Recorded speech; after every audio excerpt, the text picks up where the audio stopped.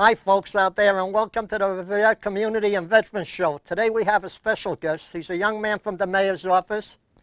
His name is Miles Lang Kennedy with the initials MLK, which is also another great man, Martin Luther King. But Miles, I want to thank you for coming here. Thank you for having me. Before we start the show, give us a little history about yourself, your education, how you got to work with the mayor. I graduated from college in 2008. I went to Franklin and Marshall College, and Which is located where? in Lancaster, Pennsylvania, which is close to Gettysburg, because I'm a Civil War buff, so that's why it's good to see you have a little magazine here. Right, I got some Civil War questions for you. And then I did a year, it's called AmeriCorps. It's like the Peace Corps, but you actually serve in America. Oh. And I did that in Habitat for Humanity in Mississippi, so I helped build houses there. And then when I came home, I started working on campaigns and elections, across the state. And then Dan, I worked at a consulting firm for politics, and Dan was actually a client, so I helped on his campaign, and I helped on the transition. And then I've been working in Dan's office for almost 2 years now, so it's been a lot of fun. Right. I actually came and I moved to Revere as well, so I like living in the city. It's a pleasure to have you, but I got to tell you, Miles, a little while back, when Marilla was going around and looking for that monument for the Women's World War II Revere Veterans Memorial, I needed help. And I came to you, actually, for the help, and you were a tremendous help. And I would like you to tell us exactly, not only helping me, but how you help others. Well, it was more, I know you talked to, and Eileen talked to Dan, right, and the mayor, and he had, Debbie, me, Joyce, and Sophia help you guys out. So it's a great event, and it's really important because I think we honor, male veterans a lot, but it's also important to, recognize women that, have helped our country in wartime too. So Eileen's a great lady, and she really did she raise like $10,000, I think? I think she raised a little bit more than that. It's really, it's a good cause, so I'm glad it worked out really well. Right, as a matter of fact, she had, by the way, it was the mayor who told her to come to see yours truly for me to help her, and it was an honor for me to work for her. Yeah, no, you do a lot of good stuff for the community, so I'm just happy to be Well, here. the community does a lot of good stuff for the community, and I got to tell you, you do too. Thank and you. your office, Joyce, DiNuccio, is that right? DiNuccio. DiNuccio, and Sophia, I don't know her last name. Forgione. They were tremendous in helping us, and of course the mayor himself was tremendous. And Debbie West too. Oh, yes. She did all the printing for us and all the literature for us, so it was a pleasure to have these people. So this was really a veterans and community affair, working together. Eileen being veterans, you're not a veteran, but you sure are to me, my friend. You sure are. You did a beautiful job. Thank you. Now I got a couple of other questions for you. How long have you worked for the mayor's office? I know you said you met him, but roughly how long have you worked for him? Actually in his office since January of 2012. He won the election in November of 2011, so I've been there since he was sworn in. So he's been in office over a year already? About a year and 8 months, I think. Yeah, that's good. No, there's a lot of stuff's going on. It's fun. I know that, and you people have done a terrific job for the city. As I walk down Broadway, I see improvements. Yeah, the street lights with the flags and stuff, that's right. just the first part. Also, I got a question for you. The market basket. People ask me in the street when they stop me and they say, Morris, do you know anything about the market basket? And I don't. Do you know anything more about it? That one might approximately? I know it's going to hopefully be in the Northgate area. Right. I know that Dan and John Fest have been working a lot on it because Market Basket, it's a great kind of grocery store to have in the city. And I know something's supposed to start happening in the fall, but I'm not exactly sure a lot of the timetables. But I know that it's going to be a lot of Revere jobs too, which would be great as well. That's exactly. And there's also a Harley Davidson hopefully going in that area Yeah. as well. Oh, I spoke to the one at Harley Davidson when I was down there about 3 weeks ago. They're moving into Revere at the beginning of Revere, so the mayor is bringing in a lot of good businesses into Revere, and good businesses mean good jobs. And I would like to say one thing to you, if I may, if you can get it back to the mayor. Let's hire some veterans. No, I agree. Because it's a good bet to hire a vet. Believe you me. No, it is. Good. And they're good workers. And another big thing is, you want to bring these big businesses in so, people's, residential property taxes go down. So if we have more commercial businesses, people's taxes will go down. So that's the most important thing at the end of the day. That would be fantastic. Make living in Revere a little bit easier for people. Now, you have 3 women that work in your office. You mentioned Debbie West, Joyce DiNuccio, and Sophia Forgione in the mayor's office. Yep. Tell us a little about them. Well, Sophia and Joyce sit in the front, and they're the mayor's secretaries. Sophia does a lot of the scheduling, so they deal with a lot of the people that come directly in the office. And then Debbie sits in the back corner office with me, and Debbie helps. You know, do you get the newsletter, the email newsletter? She does a lot of stuff with that, and she helps with, you know, National Night Out, you know, Columbus Day, all sorts of, you know, different activities. So we all have different stuff that we're doing. There's a lot to do. So Right. We had a good thing way back. We had the Vietnam War coming here, Mhm. which was a thing. Then we had Ira Novoselsky and the Revere Veterans under Nick Boer doing the National Nights Out at the Garfield School. And we had one at the Wayland School, And the too. Wayland School, too, was double. Each one had their nights out. It was a really good event.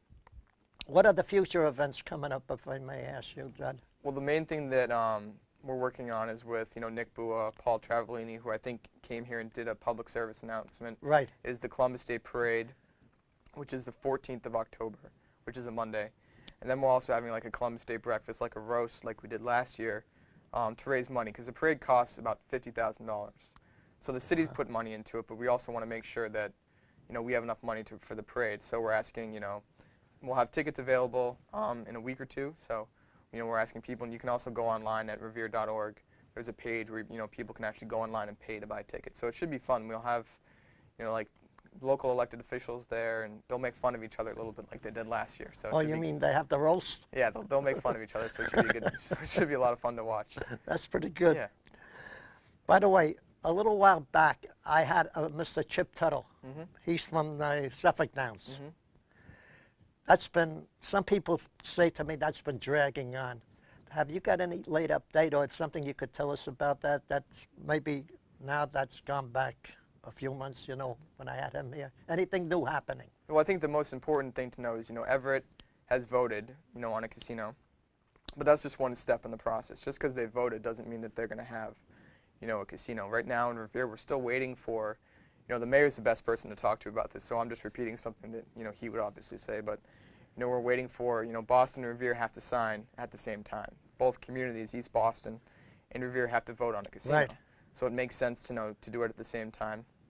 And, you know, negotiations are, it's a dynamic process, so it continues. And there are hard deadlines in place, which is good. So, you know, we're just kind of waiting to, you know, hopefully bring this casino in, because hopefully, you know, it can bring a lot of people in Revere jobs. So that's the most important thing that Dan's thinking about, is getting the casino in, you know, creating jobs and all that. You know, once that casino comes in, you'll see more development as well. So we're all just kind of waiting to see what happens in Well, I'd like Boston. to ask you a couple of questions. Well, you work in the mayor's office. Before we get into the Civil War and Gettysburg and all that,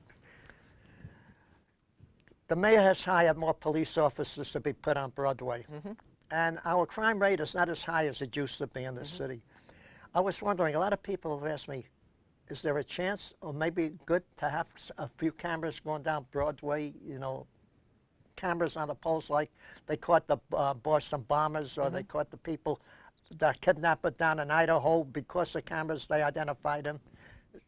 Well, I know that there are, I know the bombers, they caught them through a lot of private cameras and public cameras. And I know Right. the police chief, I think there's a few dozen cameras already in the city, and I know the police chief is looking into, you know, trying to get more cameras up in different areas. And I think just having more, you know, presence on Broadway is always important. So I know that's probably something he's looking into, but you would have to, you know, speak with Chief Caffarelli, obviously, to get more information on that one. He's the one that has the authorization to put the cameras I know on. they've been working with National Grid, too, to try Oh. to put cameras up as well. So I know he would be a good person to talk to about that. Yeah, the reason is a lot of people, like even my elderly, especially the elderly, they're at nighttime, you know, they're in a tough position. Some of them are afraid to go out of the house because they're afraid they're going to get mugged or robbed. We've had that down Revere Beach. We've had people calling scam artists, people that knock at your door. They have no van, no vehicle there to represent what they say they are. But if you had a camera and anything happened, they would be caught, or even a hit and run. Like they do have some cameras on the traffic lights, like going to Broadway to Chelsea. You could almost spot a little camera up there in case there's a car accident. They could see who was right, who was wrong, who went by the red light, who didn't stop. So that's a good idea. You know, people say Big Brother's watching you when they say that. But if you're not doing anything wrong, should be Big fine. Brother is not watching you, believe you me. They don't look at everything you do. No, it's true, and the police department does too. If you look on the website and you scroll down, they do actually what's called a crime log. So you can see 24 hours of what's been going on in Revere. So if anyone's ever interested, you just go to reverepolice.org, and you can actually see what kind of stuff has happened the past 24 hours. So they're doing a good job with communicating information. So Right. if you ever have any questions, it's really good to look at their website. Right, and now I got something good for you. Okay. Real good for you. Okay. If people in the city of Revere have to go to City Hall, what does City Hall do to help them? Like beside, what can City Hall do to help them? But people themselves need help. Well, I mean, if you're, a small business owner, you're trying to bring a business to the city, we have, community development office on the third floor of the mezzanine. If you have issues with, elections, if you want to register to vote, if you need an absentee ballot before elections, I know Diane Kalila does a really awesome job in her department. Our office does. Excuse me.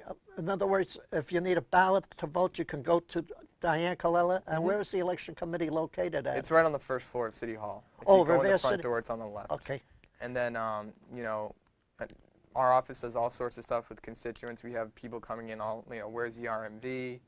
Where can I get information from the state? So there's also, someone at City Hall can usually help you with all sorts of questions. Right. I know one thing that I learned from City Hall. My wife, who can hardly walk, she needed a cane to get around. Downstairs. Downstairs. Yep. And what's the name of that office? The Disability? The Disability Commission. Right. And it used to be Cindy Tatelman was in charge, but someone else. I think she still is, and there's some other, a lot of volunteers come in and out of the office as well to help. So that's a good, they're very helpful as well. So that's good to let the people of Revere know if they need help, if they're disabled, they're seniors, or even if they're veterans. Yep. They can come down to the Revere City Hall, to the disability office, and they will be helped there. Exactly. That's fantastic. Now I want to get into the Civil War. I know you're a history buff because Yes, you sir. made it in college in there. Yep. What made you, first of all, get interested in the Civil War? By the way, this is from the Military Times, Shock and Awe at Gettysburg. Why don't you hold it up, Miles? Because you're the one that's the history buff there. Well, when I was younger, I had a hard time. I had dyslexia when I was little, and I had a hard time learning how to read. So my dad had me read Killer Angels, which was a Civil War book, and that's how he got me interested in the Civil War. And then he used to, on Marathon Monday, how they have the reenactment in Lexington and Concord. Yep. He used to wake me up at like 3 o'clock in the morning when I was little, and I was interested in the American Civil War. But then I started getting interested in the Civil War just because it was, our war, America's war, because everyone was fighting each other. And I started doing reenacting when I was like, 7th, 8th grade, and 9th grade for a reenactment group in Massachusetts. So I went down to Gettysburg a bunch of times. My dad was actually the chaplain, so he had the big black hat on and everything. So I wish you would have brought some of that stuff up there with you. I used to play the drums too. Did you? Yeah. And so it was for me, the Civil War. I mean, it was very.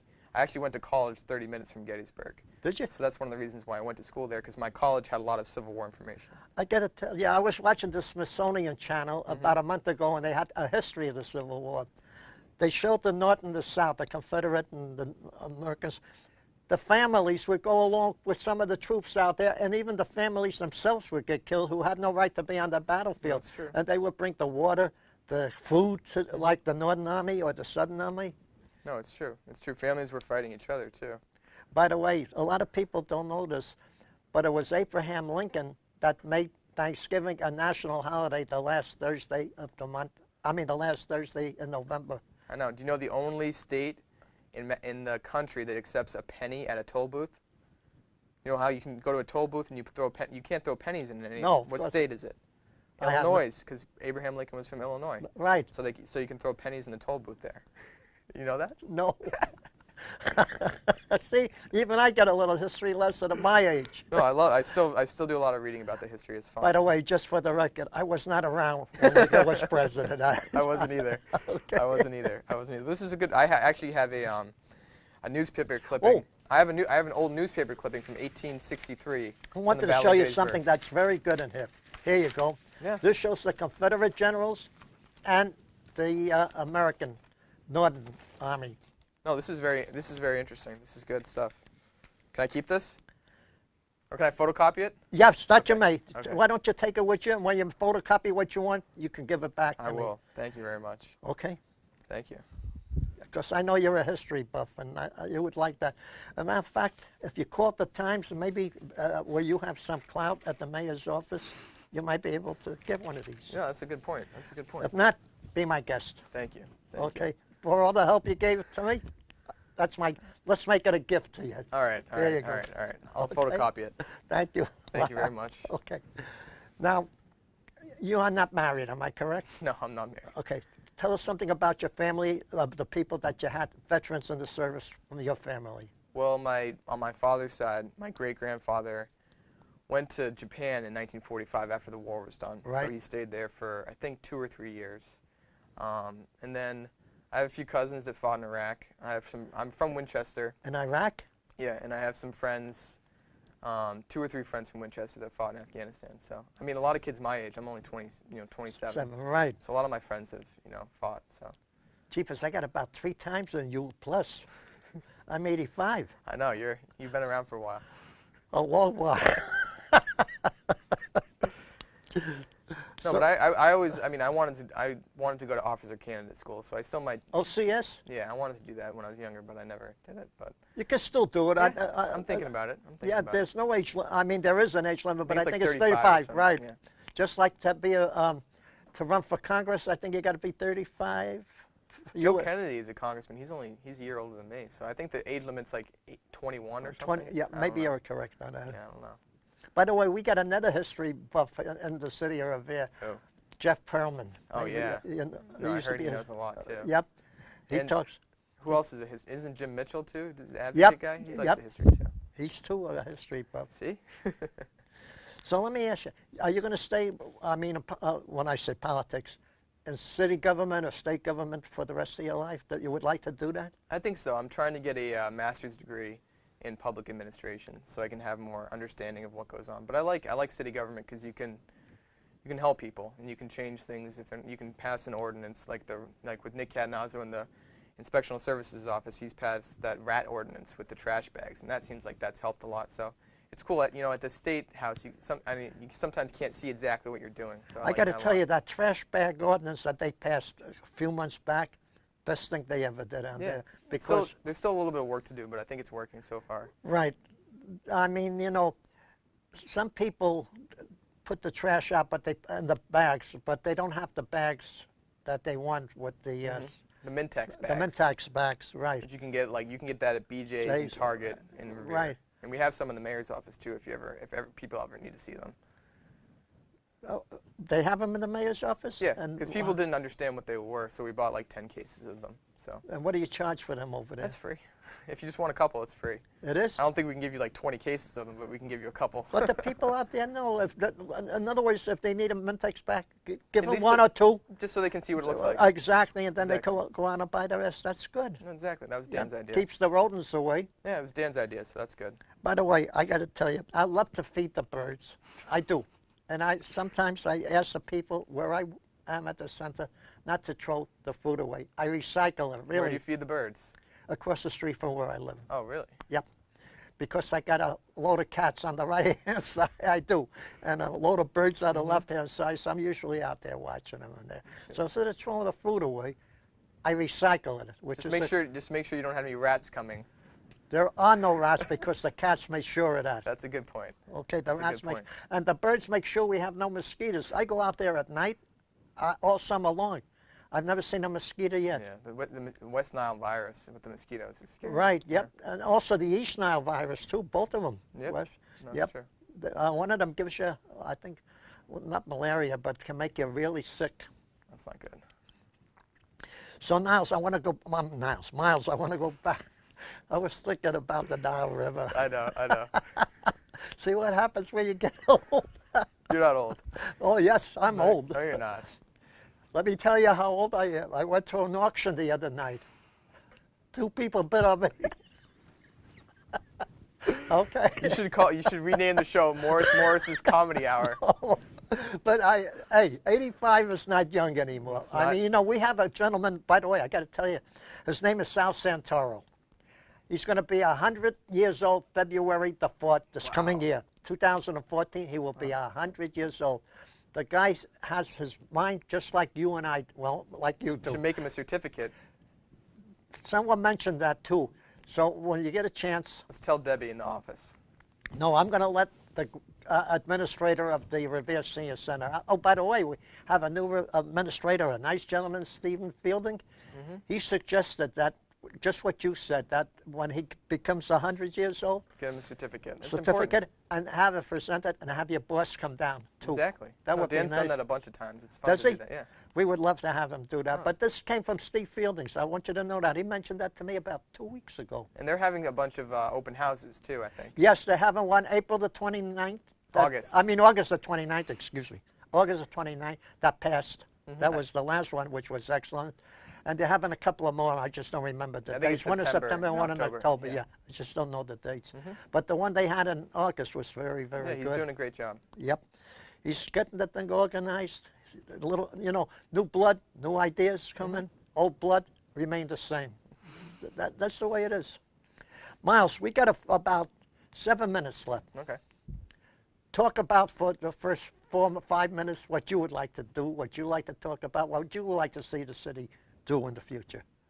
Well, that's a big question. The main thing that I worry about a lot is constituent services, and how people, most people work a lot of people work 9 to 5, so they sometimes can't access City Hall or call the phone. So we've created a lot of different ways for people to email in. But we also get a lot of walk-ins, so trying to figure out what people's needs are and trying to steer them in the right way is a lot of what I'm concerned with during the days, because people have a lot of problems sometimes. Let me tell you where I see one of the problems. I've gone to a lot of meetings, veterans meetings, non-veterans meetings, and a typical case is one just that passed before. When they had the August 29th open house, reaching out to you from the senior, that same day, I believe the Moose had the blood drive. So there was a conflict between the senior and the blood drive. And could City Hall, this is only a suggestion, and I've heard other people mention it, have a setup where people who are going to have an event, thank you, call in and say, look, I'm having an event on July the 3rd between 9 and 10. You call in, I'm having we got already, somebody else is having an event. Yeah, Why don't you change? Yeah, how come? If you call, Sophia in the mayor's office keeps a pretty detailed calendar. Oh, they do? So if you call her, she can try to figure out what's going on. Really well. Okay. So in other words, all the veteran services or all the clubs would be good to call Sophia at the mayor's office. Yeah, or me or Debbie. We all can look at a calendar and kind of tell you what's going on. And Joyce, too. Oh, so in other words, if I wanted to have an event like, let's say, December the 24th, and I called the mayor's office, if there was anything going on, they would let me know. Yeah, that's Christmas Eve, isn't it? Just before. I just picked that day because it's easy. That's true. Okay, because I could play Santa Claus. I just go, oh, man, Miles. No, but I mean, working in Dan's office is a lot of fun, and there's a lot of good stuff going on. So working in the city of Revere is a good thing, too, it's good. We got some good people. We got, like, down at the American Legion, we got Nick Bourne, the Revere Veterans. I see going there, people come in and he helps them out. Yeah. Donna Dreesen, his sec. Oh, talking about Donna Dreesen, she does a lot of things with the school kids too, and she also looks for things that people to donate that to ship for the veterans all year long. People think packages go to the veterans just around Christmas. They don't. They go from January the 1st till December the 31st, and then they start again.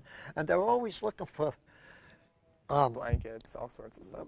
No, blankets usually go to candy, toothpaste, toothbrushes, CDs, and things. People, and if people would just donate one thing, even from the dollar store, just buy one item for $1 and drop it off at the Revere Veterans Service, or even at the Revere Senior Center, or could they even drop it off at the mayor's office if they want? We would bring it over, definitely. Yep, and you would bring it over to the veterans. So it would be nice for the people in the city of Revere. 50,000 people, give $1 for each one. You got $50,000 going to the troops overseas. That would be fantastic. It would be great. So I'm going to tell you what, I'm going to give you 2 minutes, then I'm going to wrap it up, and it's all your show now. Since you wanted to be the host anyway, take over. You can ask me, by the way, you can ask me questions too, Where did you serve during World War II? Germany and Austria. I was in Berlin, Munich. There was 2 Frankfurts in Germany, believe it or not. There's Frankfurt am Oder, Frankfurt am Main. I served in that. I also served, I went to interrogate people in Kassel, Germany. Kassel was a place which was the big steel factories. Frankfurt am Main is what the IG Farben was. People don't know that, but IG Farben was the one that made the chemicals that were put in to gas the people in the gas chambers. So it was the IG Farben that actually made those chemicals in there. Then they sent me to work in Salzburg, Austria, where they had a DP camp, displaced person camps. People came from Hungary, from Yugoslavia. They were homeless, you know, they were refugees. I had to talk to them. I couldn't speak every one of their languages, so they usually had a Russian one coming with me, a German one, a French one, so whatever language they spoke. At that time, French was the predominant language, by the way, when I was there. I was also stationed in Southfelden, Austria, Linz and Graz, and Vienna. So that's when I was only 17 and a half, 18 at the time when I was overseas in there. So the war was over when I got over there. But I was still considered a World War II veteran because the war ended December the 31st. 1946 was the official date. The final shot was fired May the 8th, 1945, when Germany surrendered. What did you do after the World War II? After I got out, the State Department called me at home. I was home for 2 months. I got a telegram from the State Department if I would go back as a civilian and work for them, which I did. When I went home on vacation, I met my wife, and then I went back to Germany. But we corresponded, and then when I came back home, I leave the second time. We got married, and I told him I didn't want to go back anymore. Then what did you do after that? I went to school under the GI Bill of Rights. I took engineering courses, did drafting, and I worked for a good company for a while. I worked for Bechtel Company, Bechtel Corporation, which sent me out to the Middle East to do work at that time. They sent me to the Holy Land, actually. That's right. Then I worked on a nuclear power plant at Midland, Michigan. I worked up in Watertown, New York. So they shipped me all around the places. Wow, you've been all over the place, huh? Yeah, I'm still all over the place. I haven't settled down. Well, that's pretty awesome. Okay, Miles, I got to say something. I want to say it was a pleasure and an honor, really, to have you come up here. I appreciate I was going to say my son, but I could call you that, right? I appreciate getting to talk to you a little bit. Right, it was a pleasure to have you, Miles, and God bless you and give you a good life, and God bless the people of Revere, our troops, the United States of America, and thank you for taking the time off to come up here and talk to us. Thank you. Thank you, my friend. See you later.